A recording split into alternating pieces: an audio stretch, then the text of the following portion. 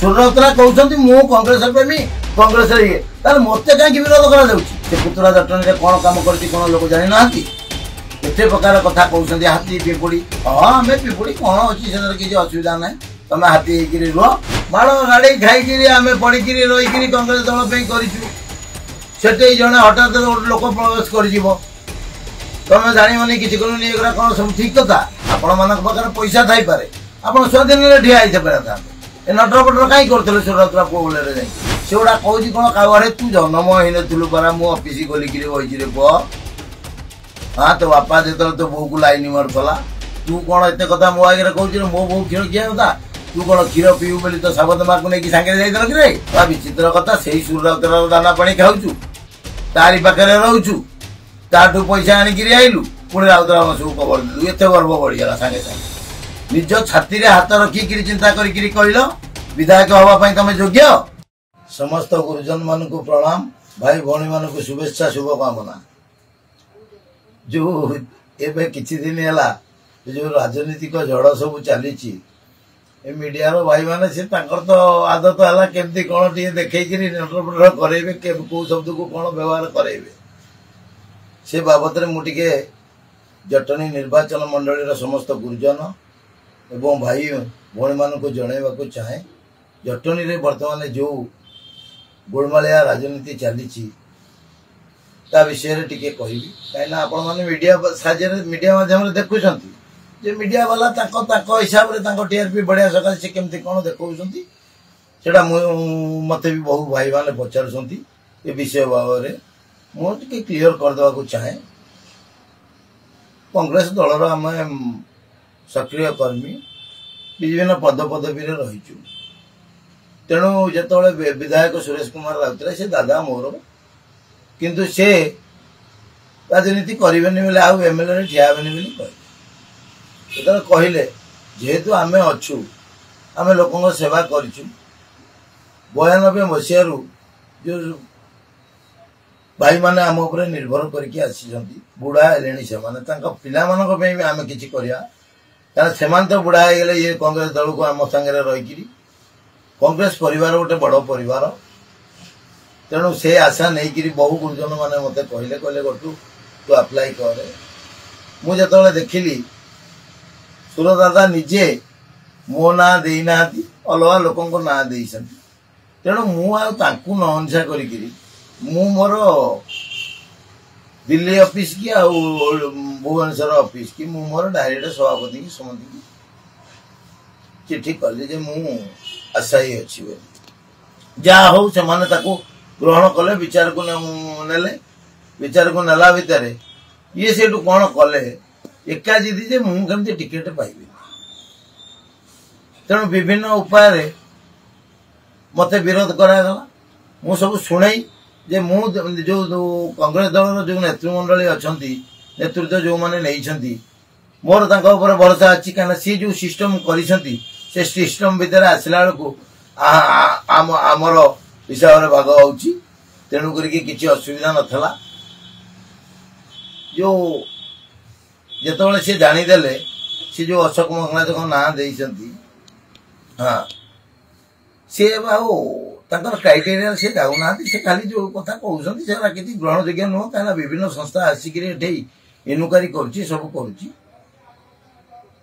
ମୁଁ କଂଗ୍ରେସ ଭବନରେ ଥାଇ ହଠାତ୍ ଶୁଣିଲି ଯେ ସୁରରାଉତରାୟଙ୍କ ପୁଅ କାହାକୁ ନେଇକି ଆସୁଛନ୍ତି ମିଶିବା ପାଇଁ।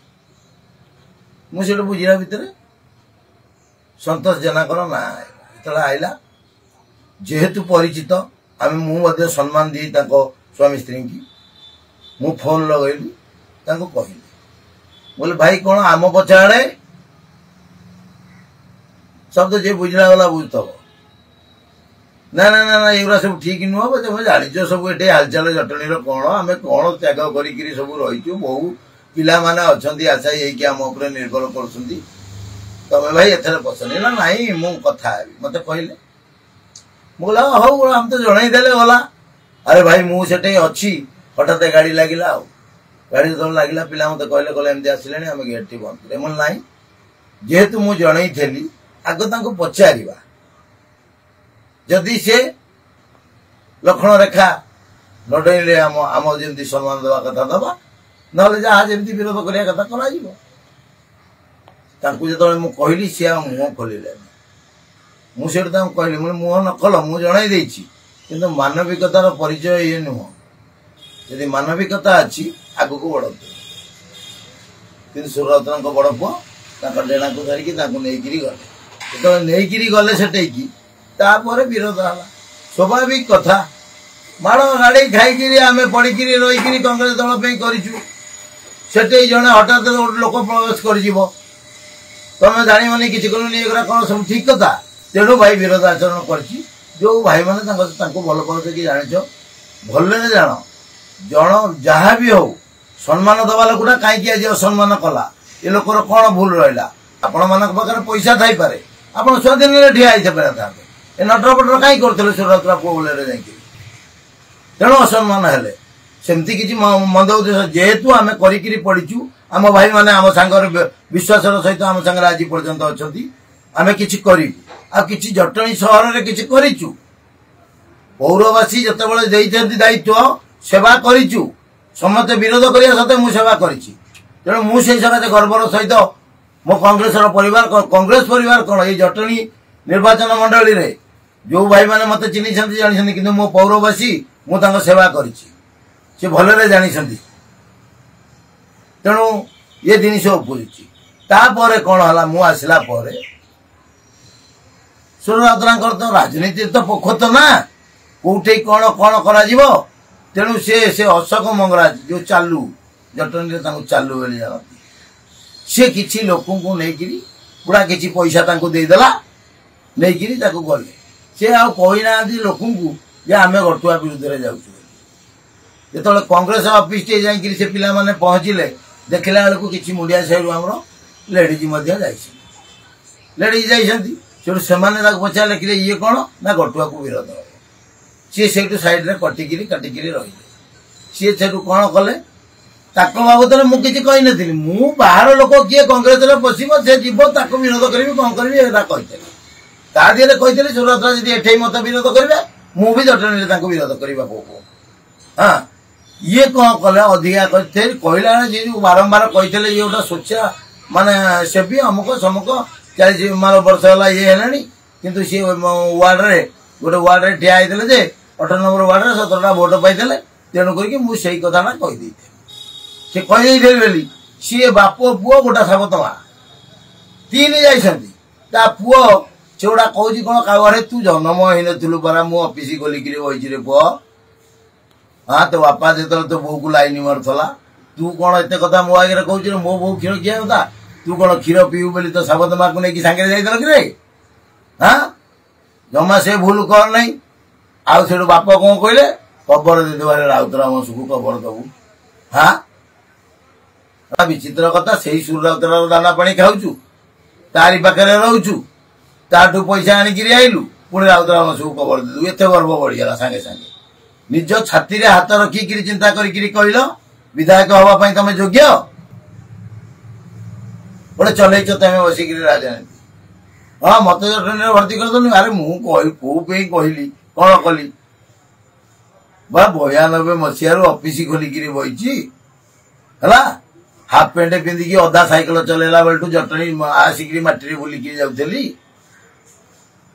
आसुन जान मो परिचय जटनी कौन अଯଥା राजनीति कर तुम कौन तुम पैसा किसी पाइक किसी लोक नहीं जाकि गोटे तामसा करदेल ए बड़ बड़ खाली कथा तुम्हें करुन कौन लोक तुमको चाहिए हम नक खाली मन मन कह कौन कले ये राजनीति है सुरबाबू पुओ आउ से जेना सी पूरा हाथ धोईक लगी मु समस्त गुरुजन भाई भौणी मान को जन देवा चाहे सदा बेले मो मनर कथा कही जटनी माटीर कथा कही माटी की केते भल पाउचु कौन सेवा करिचु केते लोक आमको माने यही सेवा करने विरोध करुले आज भी राजनीति रणांगम उतरुंट सबू जिन हम कि मत विरोध कौन सूर्यरत्न कहते मु कांग्रेस प्रेमी कांग्रेस ये मत कहीं विरोध कर कांग्रेस टिकेट अप्लाई कर